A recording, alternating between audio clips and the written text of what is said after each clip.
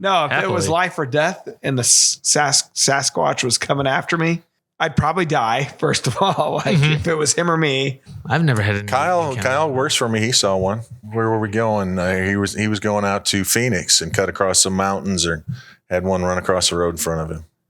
Well, We gotta get Kyle on. Yeah, Terry and Coondog swear that they were abducted by aliens and missing moved. time. Yeah, they literally happened to them in turkey season 15 years ago. Oh, they swear by it.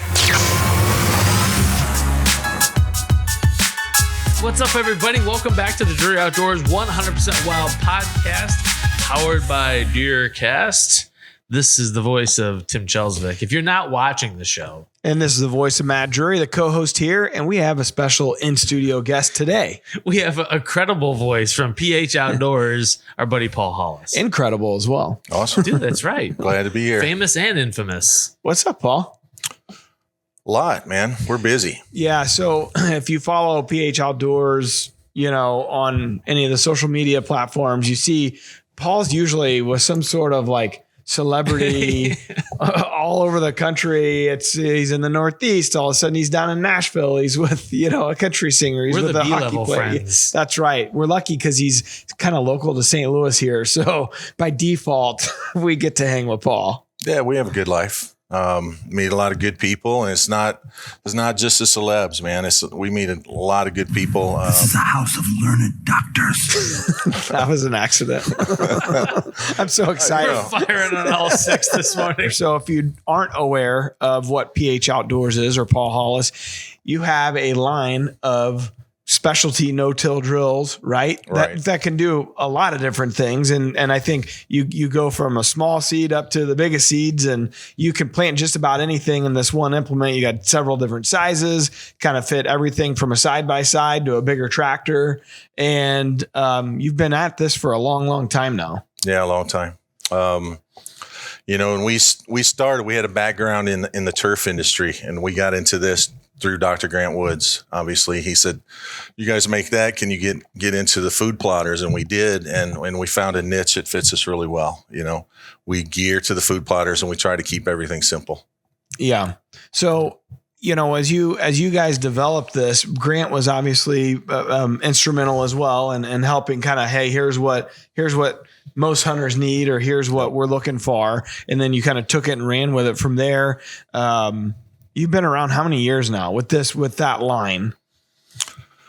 With our brand, this is year 2, I think.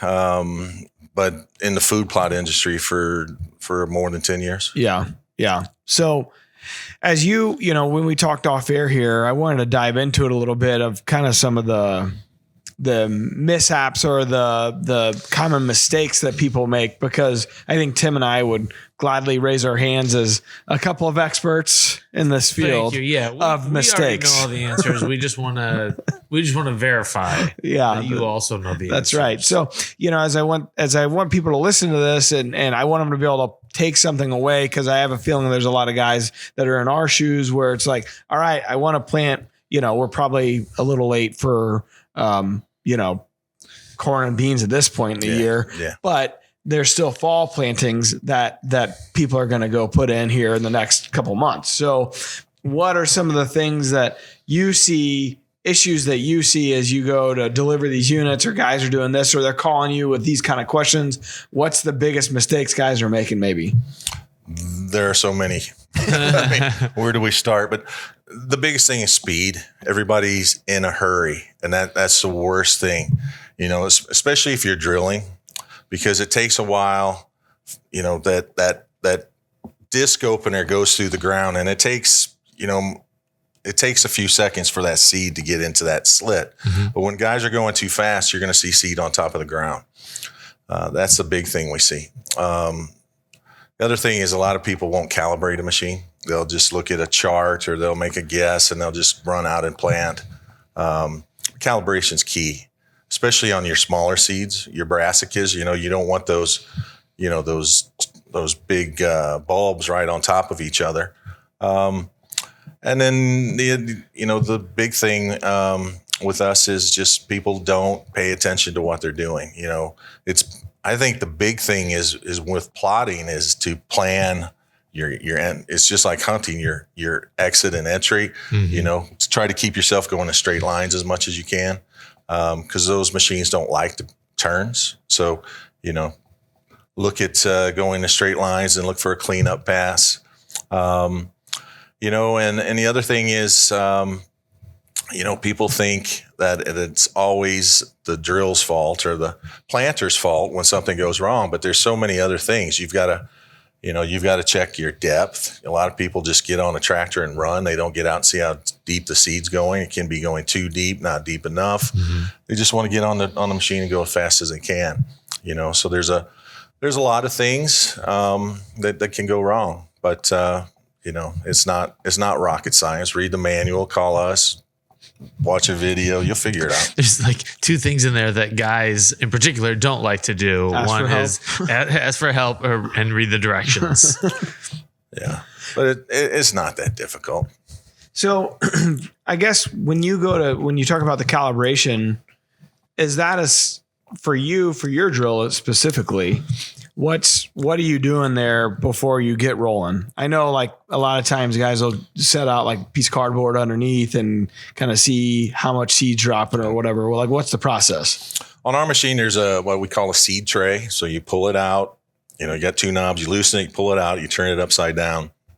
You turn the drive wheel 26 times. You catch the seed, you weigh it. Then we've got a multiplier. In fact, we've got a multiplier chart or an app on our website where you can just put in the numbers and it'll do the multiplication for you. But that's all there really is to it. It's just a lot of people won't take the time to do it. They're intimidated. They think there's so many steps and they don't understand, the process of weighing and then there's the multiplier. I mean, I don't know why it confuses so many people, but it does. Well, what is the process of weighing? I mean, what are you talking about here? You'll catch the seed in the tray. You'll put it in a bucket or a bag. You'll weigh it. And then the multiplier be like, for a 5, I think it's 85. So you'll take, be 36 ounces times 85 will give you your pounds per acre. It's a simple process, but people get intimidated by it. So when you say you're 5, what are you talking about? Our G5, our drill. Okay. We've got the 3, the 5, 8, 10. So each one has a different multiplier because of different width. Different size, yeah. Right. So it's not that difficult, but people get intimidated by it. And, what I always try to tell people is use our seed chart as a starting point, because seed sizes change every year based upon drought or how wet it is. A soybean can increase or decrease in size from year to year. Really? Yeah. Not by much, but it will. So that can throw you off by a few pounds per acre. Huh. So we always say use our starting point and calibrate. Just run it through there one time, see where you're at. Everything with ours, there's only 3 adjustments. There's the gate setting for your seed size. There's the gearbox that controls how fast the seed's coming out, and then your depth. Don't need tools for any of them. So the charts will tell you for each of those 3 things what setting it needs to be on. Yep. In fact, as I was driving up here this morning, I was going through this with a guy in Georgia, and he wanted to plant 47 pounds per acre of soybeans. Well, our chart doesn't say 47, but a gate setting number 2 on a G5 and the gearbox set at 4 will give you 59 pounds per acre, roughly.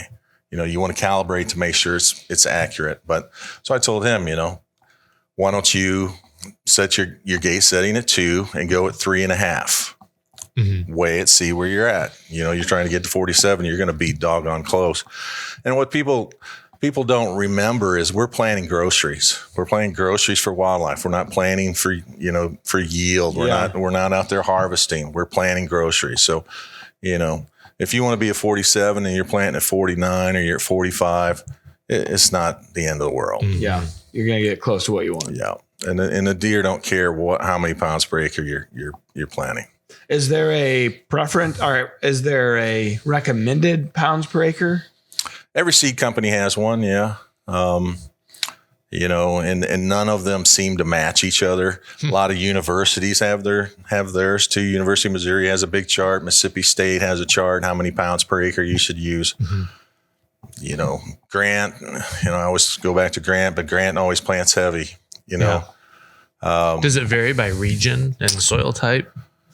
I don't think so. I think it varies by manufacturer, by seed size. And when you get into the ag industry, they're talking about the number of seeds per acre, instead of pounds per acre. We go by pounds per acre because the seed comes in a 50-pound bag or 40-pound bag. So we're talking about pounds per acre to keep it simple. Mm-hmm. But every university has a recommendation. Every seed manufacturer has a recommendation.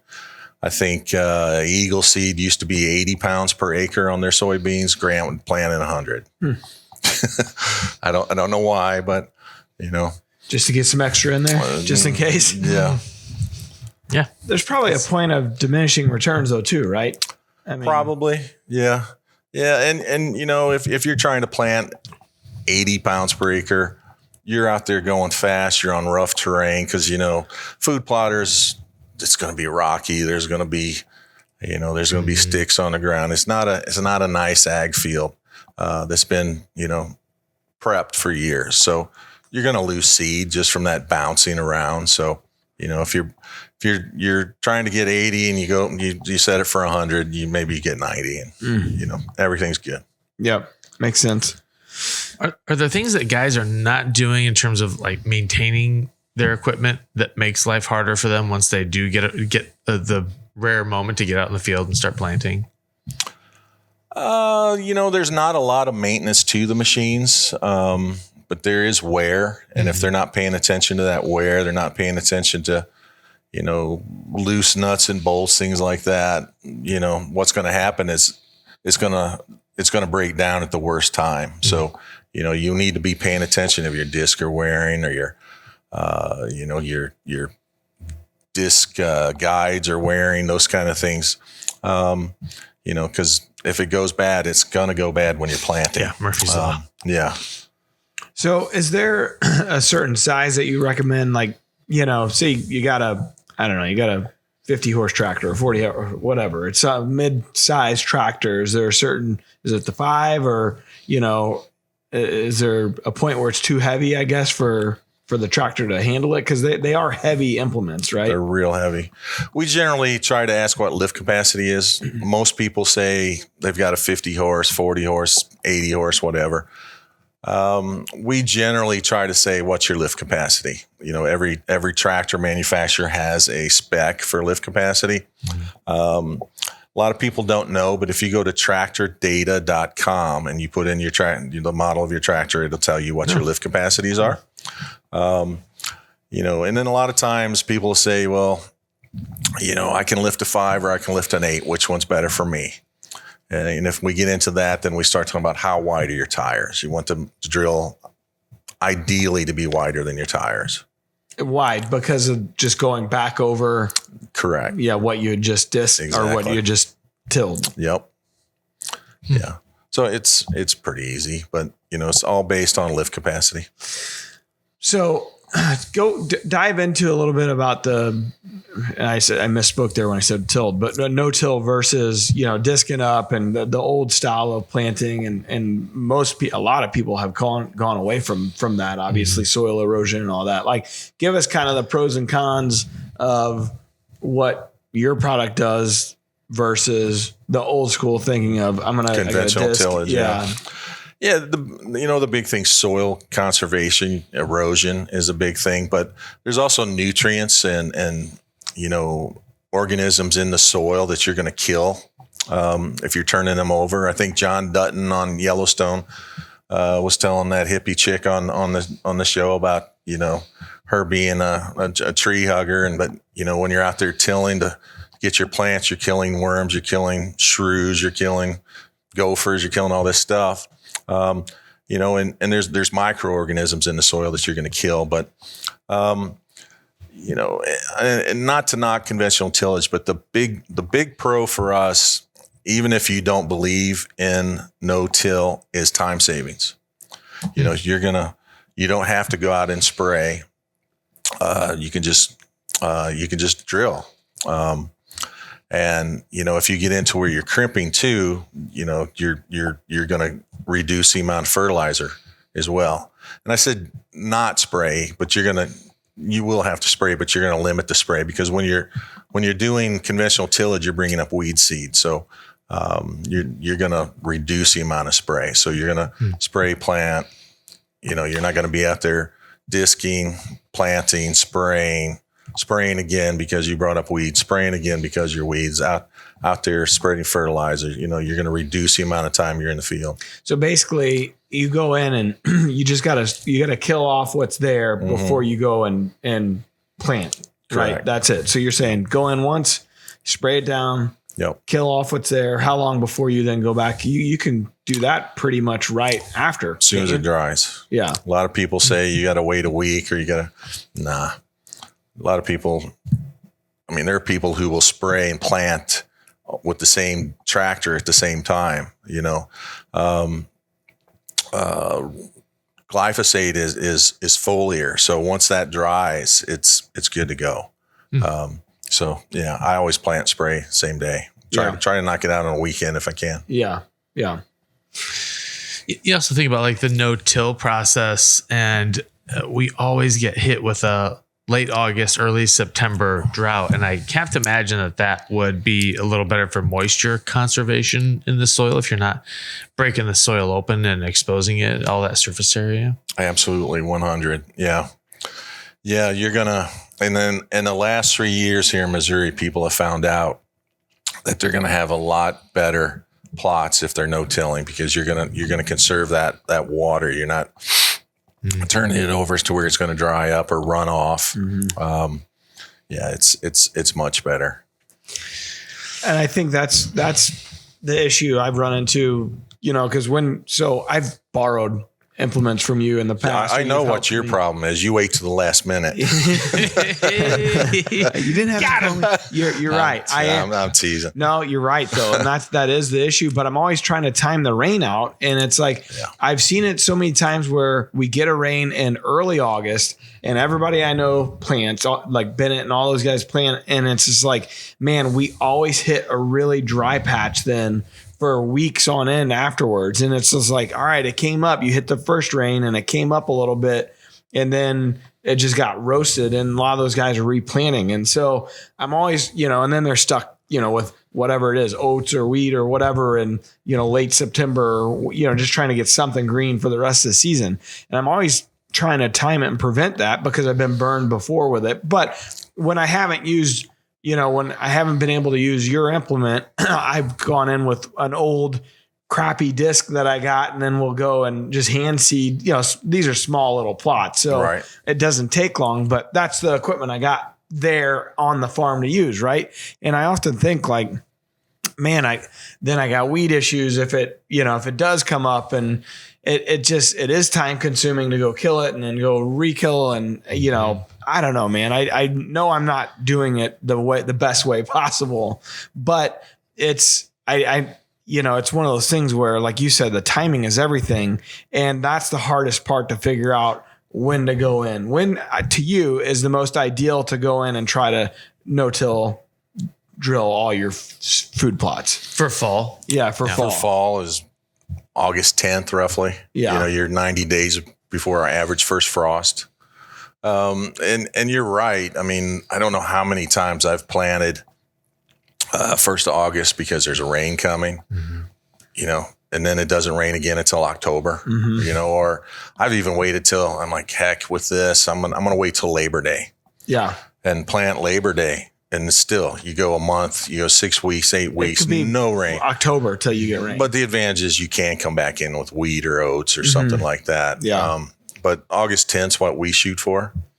And the tough thing with Missouri, because we're in that transition zone, so we've had a couple springs in a row where I've planted my spring plots, my beans get about yay high, then the rain shuts off. Yeah.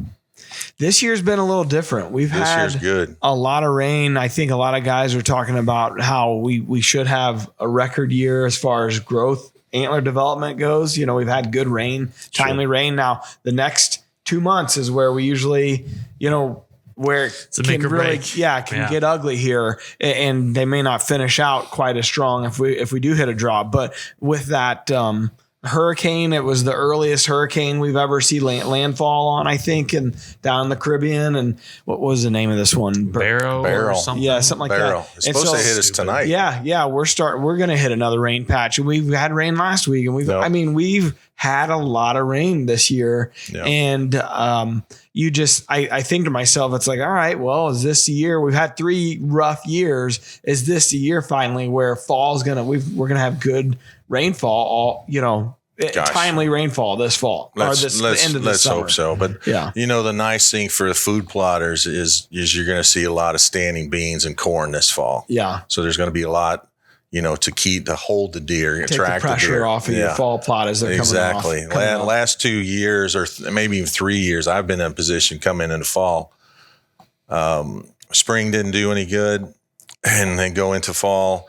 Fall popped, then didn't do anything. So I'm out there planting wheat and I'm just praying that something shows up. Yeah. Yeah. So what's your go-to fall food plot? If ideal situation will get rain coming, what's your ideal fall planting for you? I plant anything. Whatever's in the back of the truck. Somebody was asking me this the other day. I guess it was this general that I met the other day. And he was asking me, what's your favorite seed? I forget what he was planting. I said, I plant whatever people give me. Because people are always sending us. Yeah, they're always sending a seed to try or to calibrate. So I just take it, dump it in, mix it up. And when you know how to plant, I guess it probably matters a little less exactly what you're planting. But there are certain plots where I'm going to go. I have certain plots that are clover because clover is so easy to maintain. I just leave them in clover. And there are certain plots where I just experiment, where I'll just have oats and wheat. And next year I might have buckwheat or whatever. So I experiment. But majority of my plots, it's like, guys from Vitalized Seed just send me 6 bags. I'm just going to dump it in with some stuff I have from other people and just stir it all up and see what happens. The grab bag approach to food planting. So if I had a clover plot I've had it for 7 years or so, and it's maybe finally starting to where it's not quite as lush and as good as it used to be. Can you go in and no-till clover? Absolutely. Like just right? Yeah. Overseed it. Yeah. I do every 3 to 4 years with mine. No, I'm saying, can I go in and say like Last Bite from Biologic, go in and no-till that in the old clover plot? Yeah, that's what we call overseeding. Oh, okay. Yeah, because the plot, the plant that you have is going to stay theirs. So you're just giving it some extra seed to kind of keep it lush and thick. Yeah. Yeah, absolutely. Because that's what I'm thinking. And the one farm that you've helped me at before up near Ellsbury, I got a really lush clover field in one part of the farm, but the south end of it where it was the original clover plot we planted, it just looks tough. It's really weedy and it's just not, there's not much to it anymore. And I'm thinking, instead of going and doing what I used to always do and, disking it up, starting over, could we just go in and absolutely right into it? And the benefit of that is you're not going to have to use as much seed. The seed there, you've got plant there already. So boost it with some fertilizer and then, go in and overseed it at a lower rate. And do that every few years. Okay. And you're you'll get a nice thick plot. And the clover that's there already, it's not like it'll stay. The clover that is still there will be there still, right? Absolutely. Yeah. So it's kind of like an insurance policy. Like, all right, I have a little something here already. Yep. Let's make it better. Sweeten it up a little. Yeah. I do that in my front yard. Most people grow grass. I grow clover. Me too, but not on purpose. Yeah. It's on purpose. It's the only thing that no troubles growing clover in my yard. Mm-hmm. Yeah. Funny. Well, that's good to know. And what are you doing around August 10th? we can make time. Let's do it. Just give us a little notice. This is it. Let me put that on the calendar. Yep. It's going to happen. Yeah. So I got one other spot. Then I'll have to plant up in Rawls, and we planted Last Bite. I think it was Last Bite there last year, and it didn't. The drought, it just didn't come up and look like shit. So it's been a weed plot ever since. So all I've been doing now is just kind of mowing it every once in a while to keep it from being 3 foot high weeds. It's it's a foot high weeds right now. So I'll have to plant that as well, and then I'll be good to go. So not a ton to do this year outside of those couple spots. I was gonna mow this afternoon, but it looks like we're gonna get some more rain. So Yeah. Looks like we're going to get a lot. The old push mower back in the timber. I think the next couple of days, right? I think so. Yeah. If it takes that north pattern, we're going to get a lot of rain. Yeah. So that's nice because you can always check in range station on DeerCast. Heck Just yeah. see what you got, what you're supposed to get. I'm glad I put in spring food plots this year. I'd never put in spring food plots before, and just with the rain that we've had, like it's worked out really well. Yeah. Sure. So far. So we'll see. You how may not have to do anything for fall plots. I'm kind of hoping, yeah, just maybe check it to see if it needs mowed. And I'm kind of using my cell cam just to check my plots to see how the growth is coming along. Yeah. So far, so good. Yeah, same. So stay out of there if I can. So we went over some of the kind of the mistakes people make. What are some of the things that I guess that you should be looking, here as we film this, it's Monday, July 8th. This will probably air next week. So mid-July, what are some of the things people should be doing right now to be prepared for early August or late August or whenever they're wanting to go plant? Yeah. First thing you should do is be looking over your planter. Is there anything you need to replace? Anything you need to repair? Make sure your tractor's working, that kind of stuff. But the thing I always tell people is plan ahead. Not everybody owns a drill. So if you're going to have to rent one, borrow one, you need to plan ahead for that. But, look at your plots, where, what's working, what's not working, do soil tests, see if you need to, do any, add some fert, that kind of thing.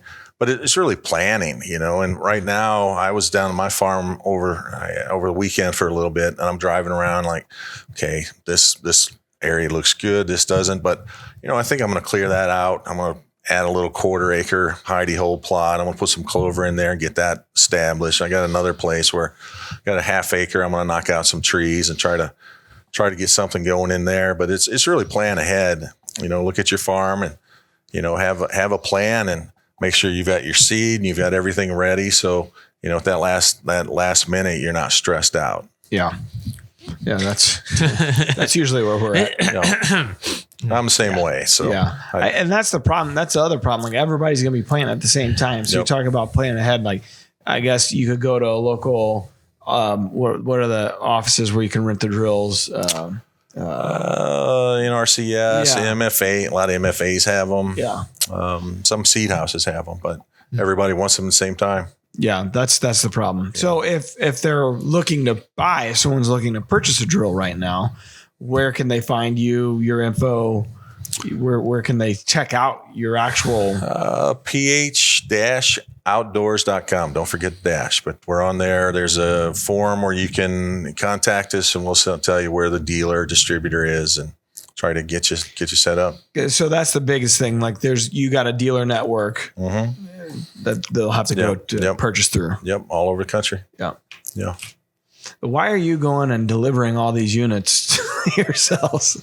What are these honestly doing? Because I can't sit still. If I'm home very long, my wife starts crabbing at me. Yeah, Same.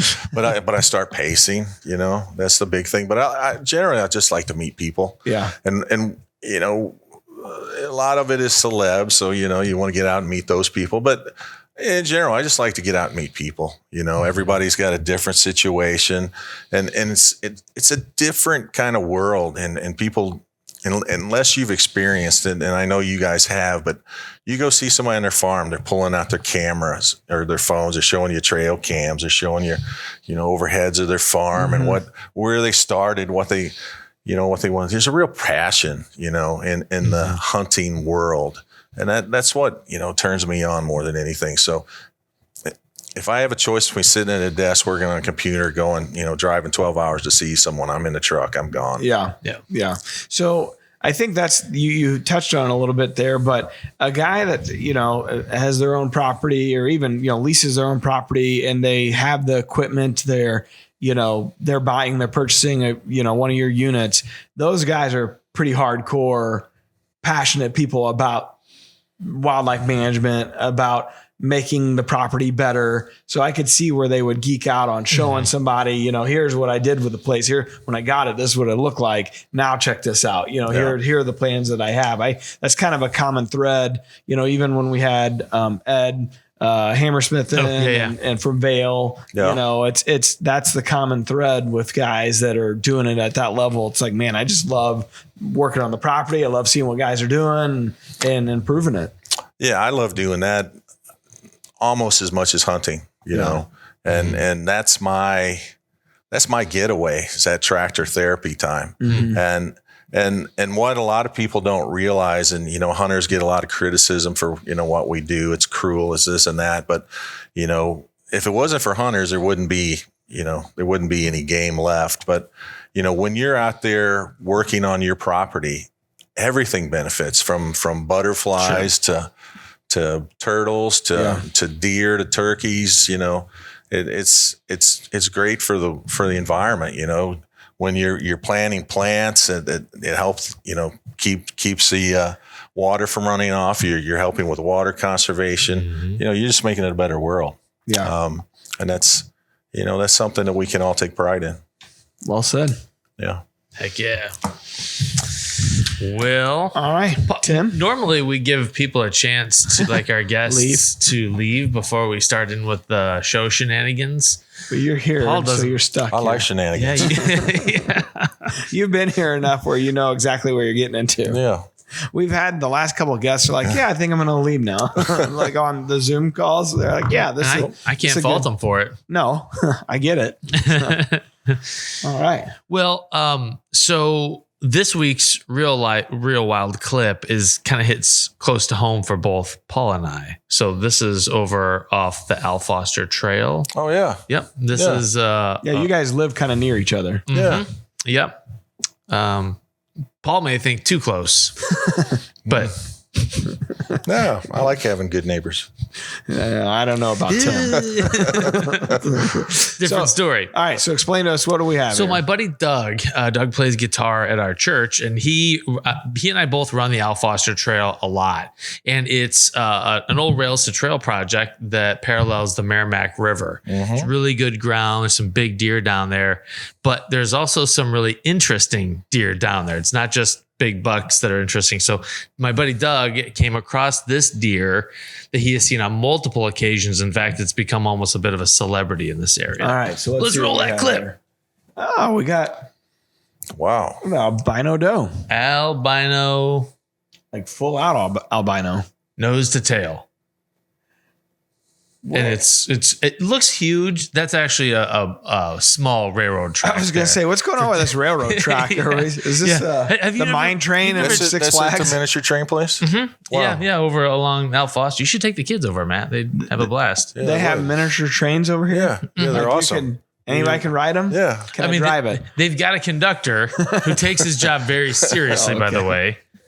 But I've never heard of this area. Yeah, it's awesome. I think it's called the Wabash Frisco line. I think that's right. Yeah, cool. Yeah, it's right really off cool. Old State. But there's apparently two. There's this deer, and then my buddy thinks that it had a yearling with it here recently. He saw it. Really? So there's at least a couple down there now. Nice. I saw when you posted it to your social media that there was quite a few people had known about deer, and it was a little local celebrity. So this year I have a 9-acre piece that is kind of close to where this video was taken, and it's very possible that I could see this deer. You posed the question in DeerCast: would you shoot an albino deer given the chance? And I said no. Personally, I felt like it was too rare to see it. I would not want to shoot it. What about you, Paul? I don't think so. What about you, Tim? Well, first off, I said that you probably would not kill it because you would shoot at it and would miss. Oh, okay. Well, so I qualified it. Okay. Got specific. I can't argue with you. I didn't want to kill it anyways.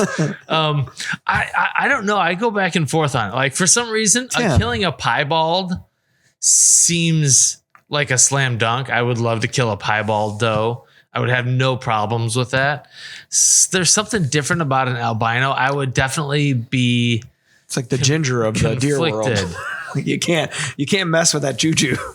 Yeah, there were definitely people that said like, oh, they're protected, like spiritually protected animals. How common are those? I don't know. I have no idea. There used to be one that I used to see in Greensfelder Park, close to Six Flags. Yeah. Ooh, And I'd see it sometimes early in the morning when I was driving I've heard out. about that one. But I don't know if it's there anymore or not. A doe or a buck? One I saw was a doe, yeah. Okay. I saw a video on social media somewhere of a like on a riverbank of a giant albino buck. Whoa. Cool. Yeah, and I personally just have no desire to shoot that animal. I don't know. It's like a unicorn. It's just too rare. I feel threatened by them. So I'd probably no. Your manhood. Yes, everything threatens my manhood. I think if it were an albino, like a good mature albino buck, I think I would shoot it. I don't think I would. If it was an albino doe, I don't think I would. Like I saw, someone shot. It might have been a youth hunter shot an albino turkey this spring, I think. And again, it looks tame. I don't know. It just doesn't do anything. I'd be too afraid it was a domestic bird and I'd get ridiculed endlessly. There's a lot of things that I would be afraid to be ridiculed endlessly, but this is just one more. Was it a coyote or was it? I don't know, man. I just couldn't do it. And I think the general theme of your post in DeerCast, most people said no. Yep. Yeah, I couldn't do it. Because I think that reveals the true heart of hunting is that it's not killing, it's appreciating and having reverence for the animals that we're pursuing. Unless your name's Tim and it's a piebald deer. Yeah, and your freezer's empty. You got to get some of them tenderloins in there. But yeah, in general, most guys are like, too rare. Let it roll. Yeah. So that's a cool clip. If it was my kids, I'd let them. I'd say let her rip. But that is a good. Yeah. I'm not a good dad, Paul. We know, Tim. If you're just listening, like Paul kind of looked at me out of the side of his eye. No, I just, really? yeah, I mean, good to know. Maybe you're rethinking your neighbor. So you're one of those guys. Paul's got DFS on hotline here, ready to call. This guy let his kid kill a piebald deer. You would saddle your children with that kind of emotion. I would not let them. I think. I mean, it's a good question, especially if they've never shot a deer and it's the only deer came out. I don't know if I would or not. I think I would say, hey, this is like seeing a unicorn. Like, let's let it go. What if it was a unicorn? Even better. It's a spike. Yes, I'd be like, we're shooting that thing. A one-sided spike. a white one-sided albino one-sided spike. Yes, that would be rare. Yeah, literally a unicorn. You'd have to really clean it up for pictures, though, because the blood's really gonna show. Damn. I think about these things. I don't think so, Jim. That's why I bring Brawny paper towels. This segment brought to you by Brawny. Hey, I think actually HS has like a towelette, a field towel. Yeah, they do. Well, I keep them in the pack just in case. I've taken some dirt ball showers with those things before. I'm sure you have. I've seen you take literal showers out here. Yeah, it's weird that you're like peering through the window at me. Then I have video. I don't know who took it. I think it was Scott. It was Scott. But it's pouring raining. Tim just got back from a run, and he's just out there, no shirt, in our front yard here in the office, just showering. It's like Tim's shower for the month. Getting hosed off. I came back in. Scott was gleeful, and I didn't know why. He was just and then he came over and showed me. Yeah, he's kept that video. Producer Ben, we need to B-roll that in the video version. Really? I have it favorited in the favorite album because for reasons like this, to quickly be able to find it. I'm okay with that. No other reason, believe me. So, all right. Enough of that. Anywho, we got question of the day today. All right. So the question of the day is, look at this. It's brought to you by PH Outdoors. The G Series is a true no-till drill that can plant a variety of seeds and blends into even the toughest soil conditions. We have Mr. PH here with us. All right. So this is a question from the Rack Pack, Kyle B. Gray. I wonder why he's got to put his middle initial in there. Anyways, because he's a serial killer. What is the average distance a buck shifts from their summertime range to their fall/winter range?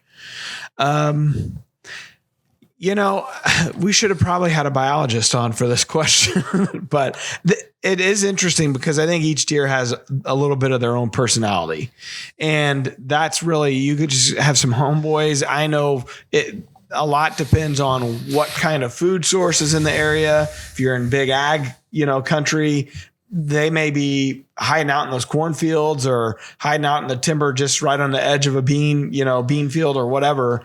And they're going to stick around until things start to defoliate, till, the corn starts to tassel out. Then you're going to see them start moving their range a little bit. I think that doe population. Yeah. They get into the rut.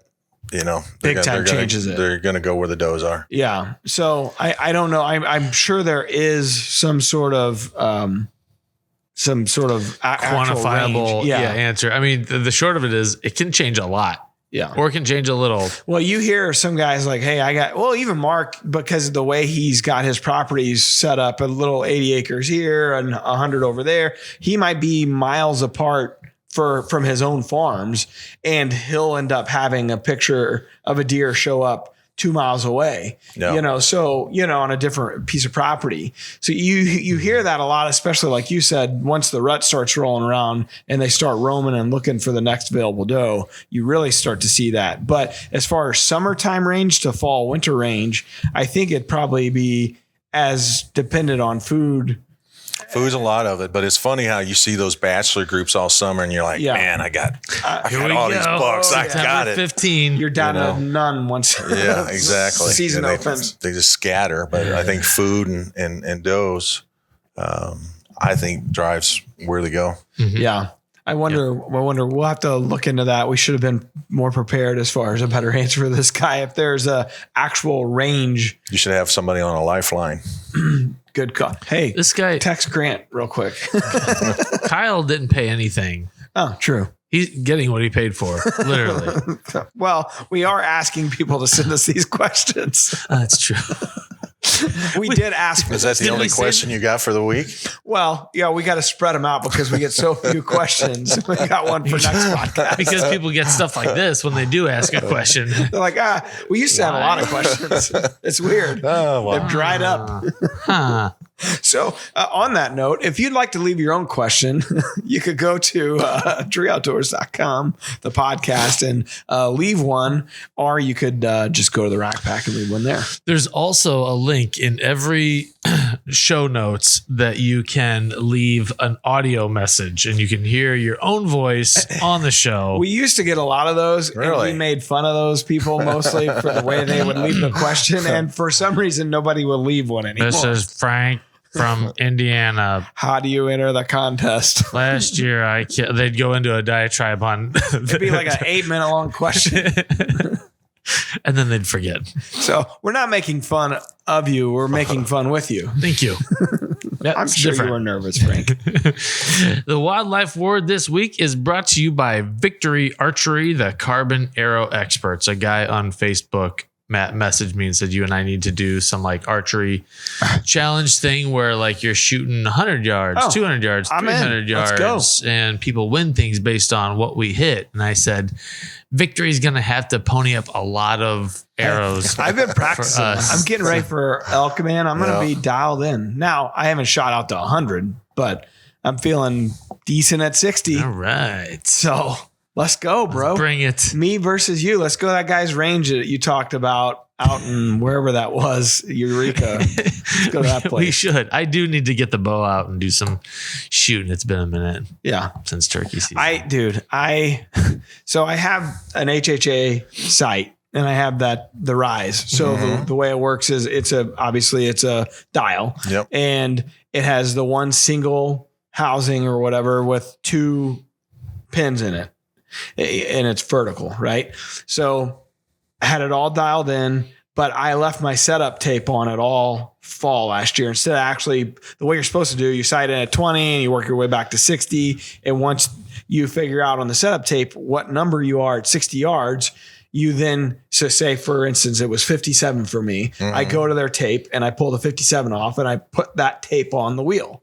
All right. So then you're exactly if you're at 73 yards. You can dial exactly to 73. It's easy peasy. Well, I left my setup tape on last year. I have a real complex about the process because I'm not real sure in my own abilities. So I'm always like, what if it changes? Let me just leave the setup tape on, and I just mark it. Hey, 20, 40. Right. Usually I put the real tape on. Last year I left the setup tape on. So then I was in Mike's archery shop a couple weeks ago, and I was like, look, I really want to put on the right tape for this elk hunt Time to going commit. on. Yeah. A year later, I'm going to commit to this. So he's like, well, instead of putting the number 57 on, let's move the dial to 30, just move it a little bit and we'll put the 37 on. And I was questioning it a little bit, and I'm not calling Mike's awesome. He has helped me out a billion times with my bow. But when I started shooting with it, I'm shooting low. Oh. Yeah, I'm shooting low. Like if I'm aiming at the middle, dot on the target, I'm shooting 6 inches low once I get out to 50, 60, and it's pretty consistent. So I was like, all right, I'm going to try to rip that tape back off because we just put it over the top of my setup tape. Oh, But he had also moved the wheel a little bit. So I tried going back to the way I had it, and so you no man's land right now? Yeah. So when I pulled the 37 tape off, the setup tape pulled off with it. I was like, no. And so then I put it back on, and I think I got close. And then I moved the wheel back. I'm close. Like now it's just like a little bit of a micro adjustment. Okay. And I want to get it back to where the setup tape was right, and then go to the 57 to figure out, okay, this was what it should have been.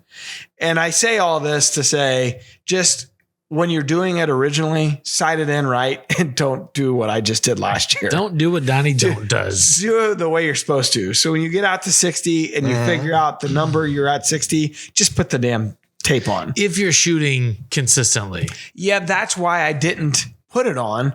Because I only got the bow, like Matthew sent the bow to me right at the beginning of the season. I'm talking like opening day, I got it. So I had the commitment issues of, I was just like, I'm not really sure. So let me just mark it with my pen. And then I just wrote it out all season. Dang. But now here we are a year later. I'm like, all right, I gotta get this ready for elk. Because when do you leave for elk camp? It's basically the beginning of the Missouri archery season. So I fly out September 14th, and I think it's the 15th to the 20th.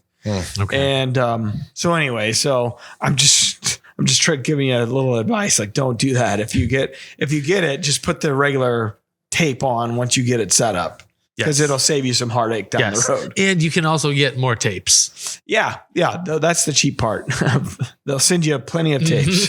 Get lousy with tapes. Anyways, I got really off the beaten track here with my tail. But no, that was the wildlife word this week is how do you set up an HHA site? Thank you. Was it? Oh. Is it? No. I wasn't sorry. Well, never believe What a coincidence. Okay, a deer is a ruminant ungulate of the Cervidae family. A Cervidae is divided into subfamilies, Cervinae and Capreolinae. Which subfamily does the whitetail belong to? Sounds like you're saying Cervidae, like Cervidae, but Cervinae. Like you would drink the Cervinae. This is like a Michael Scott memory device. Like wine. Cabernet. Sauvignon. Yeah, there you go. Cavassier. Okay, is it Cervinae or Capreolinae? I didn't pay attention to a word you said once you said Cervidae, and I got caught on the beer story. Man, I got caught on the beer story. Thinking back on my HHA site, and well, I really dragged this show down. I think I should quit. Mm-hmm. Yeah. All right. Do it. Paul, just walk off. Do you want to be the co-host? Yeah, I'll be the co-host. But right. that's an interesting answer. A deer is a ruminant ungulate of the family. I didn't know that. Cervidae. You came up with that, didn't you? It's a Jim Richmond special right there. I'm going with Cervinae. Okay. That's what I would have said. Good. So what is it, Tim? Leave us hanging. Okay. So the answer is caprioline. Of course it is. Caprioline are the reindeer, like caribou, white-tailed deer, roe deer, and moose. I don't think so, Jim. Cervinae are cervinae. muntjac, elk, red deer, fallow deer. Oh, okay. So I'm going to hunt a cervinae. The old wapiti. What? The wapiti. Oh, yeah. That's enough. What is that? Some kind of squatch? I'm not hunting no squatch. If you saw a Bigfoot in the woods, I wouldn't shoot it either, Tim. You murderer. what if it was? What if you didn't have a choice? What if it was an albino? That's Well, what I'm Oh, talking if it's about. albino, you got to let it go. Unless it's your kids. Yeah, that's Tim's line Let the squatch have that it. he'll cross. No, if it was Happily. life or death and the Sasquatch was coming after me, I'd probably die, first of all. Like if it was him or me, let's be real. It's gonna I'm be fascinated by those stories. A lot of like Bigfoot sighting stories are from hunters and guys that have been outdoorsmen their whole life. And so many of them say, I'm never going back into the woods again. I see that. Yeah. Freaked me Really? out so I've bad. not heard of any of these And stories. these are not. I've heard like, the alien story that happened to a hunter. Yeah, Seriously. for real. It was a movie was made about it. Wasn't that the Fire in the Sky. yeah, Fire in the Sky. He was a lumberjack. Or not, Yeah, not he was a lumberjack, lumberjack. but Wasn't No, he's a lumberjack. no, they, There's a different story then. missing 911. There's a couple hunter stories. Okay. Of guys that went missing there. Like who knows where they went to. This guy came back. He was a hunter. Look it up. I don't know. okay. Tim, All why right. are you questioning me on All this? right. Nah, but he's right. Most of the time, it's hunters that spot Bigfoot. You know, they're up in a stand or they're I mean, going to you their think they're just stand. bears they're seeing? Because I mean, the only Bigfoot I think I've ever come this close to was Harry and the Henderson. And I mean, I thought he was Nice. real for the longest time growing up. But I've come to know he is not real. Yeah. Yeah. Yeah, I've never had any. Kyle works for me. He saw one. Or What? says he did anyway. Whoa. Kyle's full of shit. Whoa. No, he said, where were we going? He was going out to Phoenix and cut across some mountains or had one run across the road in front of him. Well, We gotta Terry get and Kyle Coondog, on. yeah, Terry and Coondog swear that they were abducted by aliens and missing moved. time. Yeah, they literally happened to them in turkey season 15 years ago. Oh, they swear by it. Terry? Yeah, we Yes. Terry was on the show and he talked about it. He didn't go into a whole lot of detail because I don't think he had a whole lot of No, detail. just basically, they were driving. Look, those guys drank a lot back then. Like turkey camp, I think they were just maybe still tipsy from the night before. But they say that it was early in the morning. They were driving from Terry's camp there in Kirksville, near Kirksville, and they were going to a farm to hunt. And they just, from one fraction of a second to the next, they look up and they had gone like 15 miles or 20 miles. Or They whatever. both have the same story. They looked at each other and nobody said anything. And then later on, I don't know, that day or some other day, they brought it up and they were both like, that's exactly what I thought happened. Like they Really? both have missing time where they like quantum leaped to the next. Went through time warp. Yeah. we should get Kyle on. I get him on. Speed dial. I mean, we should have a whole different podcast for that. Like a new podcast for like Weird stuff. Weird stories, weird hunter cryptos, stories. Yeah, Absolutely. I think I just came up with $1 million idea. Yeah. There's also like 30 of those shows out there on Are there the podcast. Just about hunters? Not about hunters, though, is it? Well, there's a lot of Sasquatch, Bigfoot Well, I know that. shows, and a lot of them interview hunters, outdoorsmen. But it's interesting. And we to me. could have the music Absolutely. from X-Files? Unsolved Mysteries. Oh, Ooh, no. Robert Stack. X-Files. Yeah, I think it's exactly. That's X-Files. That's Jeopardy. Right? No. Look, we already have gone over this. Musically, Game is afoot, Trebek. All right. Well, we've kept Paul long enough. Yeah, we we have- 0 shout You outs. sons of guns. Zero? We got We no need- reviews. Oh, no. Oh, He's why are you laughing? I'll make sure you get one next time. Oh, all right. So I think I'm not throwing Jim Richmond under the bus here, but I could have swore I just got another Apple podcast Oh, a review. shout out. A review, yes. Huh. So maybe they rescinded dig it. into that. Maybe they listened to another episode. They're like, yeah, you know what? Hold It's on. not so great. Tim, just talk for a little bit. I'm going to pull it up. Well, I was This is hoping you would. Unsolved Mysteries with Robert Stack. Did you watch that show, Paul? Absolutely. Man, I love those shows. Oh, that's yeah. awesome. No, Yeah. you'll think this is dumb, but I'm actually taking cryptozoology classes on weekends. From where? Guy named Ken Gerhardt. I've heard of him. Yeah, Isn't he the Jeopardy guy? I wish. No, he's a well-known cryptozoologist. What is a cryptozoologist? They study cryptids. Like Mothman, Sasquatch, cryptocurrency? Exactly. lizard man. not cryptocurrency. No. Be a lot cooler. Messy. You could be rich if he was a cryptocurrencyologist. Bitcoin and Momo. Stay tuned for next week's episode. Exactly. That'd be a great mixture of things. No, it's actually, I find it fascinating Well, sure. because it's unknown. Like why we have a podcast. It's definitely unknown. Crypto No, podcasting. it's actually, I find it interesting. So what's the most interesting thing that you've found out so far from Ken Gerhardt? How many new species are discovered every year?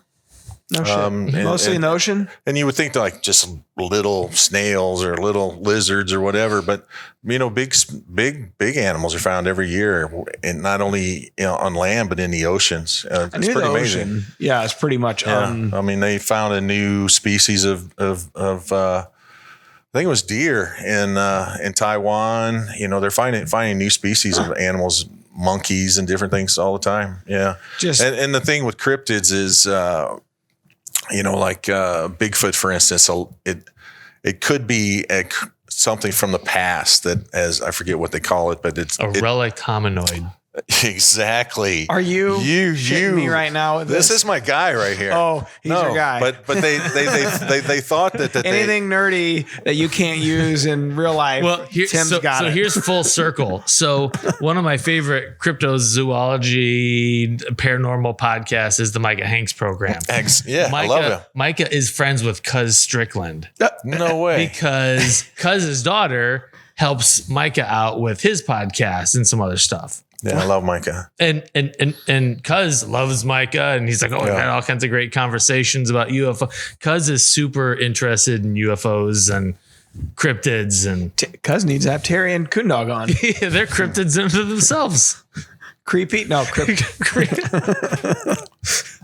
But You guys went down a real rabbit hole. Yeah, actually, but there are the relics may have never disappeared, and they are like Bigfoot could be what is the Gigantopithecus, but just the numbers are so small that we don't see them, and maybe they're making a comeback. Coelacanth, for instance, was Thought to be extinct. Thought to be extinct. What was that? The coelacanth, What is that? which is a big fish, and they've been catching quite a few of them.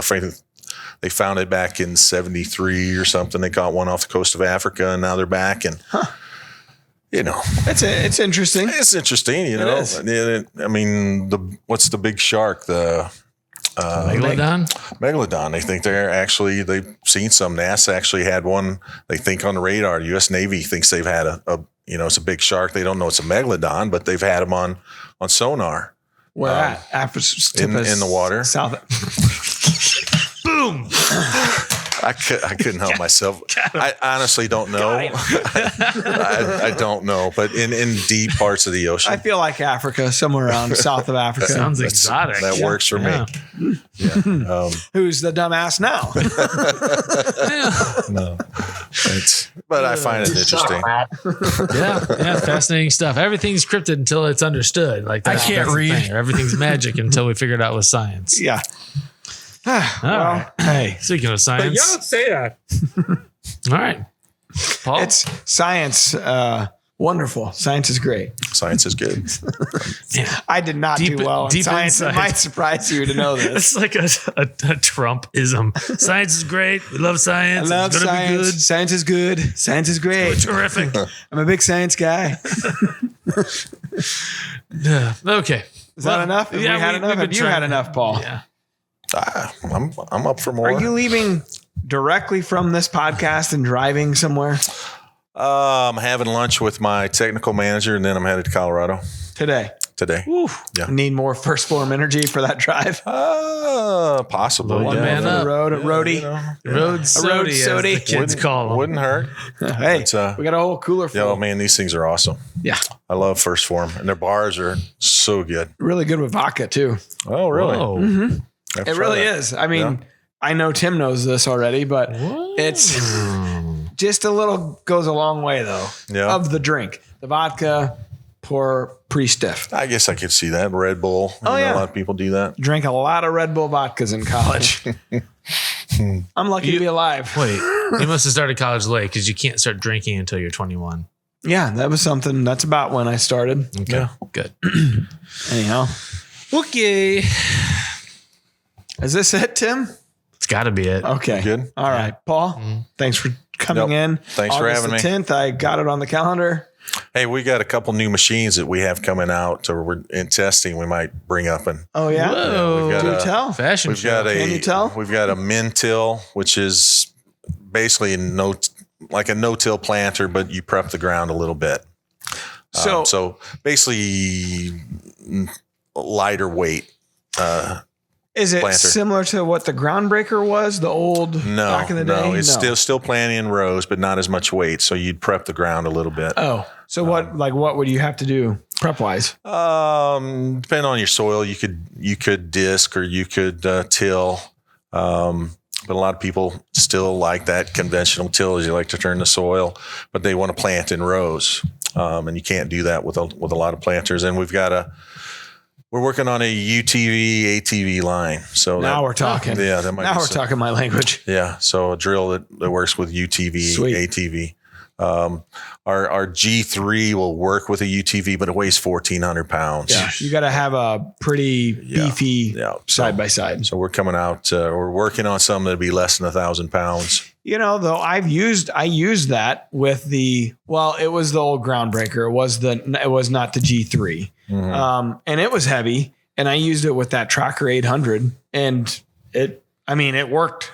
It was working overtime, but it worked it just fine. Yeah, it will. It's a lot of work on them. Yeah, you know, there was times where I would just stop for a little bit and let it cool off because it's running. Yeah, and you're not going to do that with a 4-wheeler. We've got two models in mind.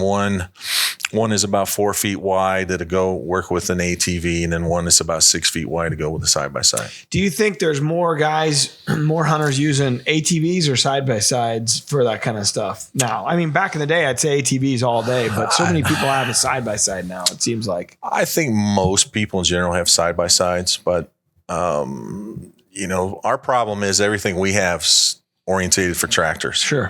So, and there's not good quality equipment for the side by side or the 4-wheeler user. It's so cheap. It's usually cheap crap. But how many? Everybody's got a side by side. Seems like. So, we're going to try to get into that market. Smart. Sweet. Yeah. Cool. Well, I look forward to it. How can people get a hold of you? You said it earlier, ph-outdoors.com. Yep, don't forget the dash. On social media at PH Outdoors. Yep. Mm-hmm. All right. Yep. Appreciate it. Thanks for coming on. Paul. Appreciate you. Yep. Good seeing you soon. guys. Heck yeah. All right. Until next time. Yep. Peace out. Take land management to the next level with DeerCast's exclusive virtual rain gauges. Pinpoint accuracy and historical data, all powered by industry-leading ag weather services. DeerCast has the tools to keep you ahead of your game. We're adding new videos every week, so make sure to click that subscribe button and check out all of our amazing content. This episode of DoD TV is brought to you by DeerCast Maps, waypoints, weather, virtual rain gauges, and more. Every tool you need to get ahead of your game.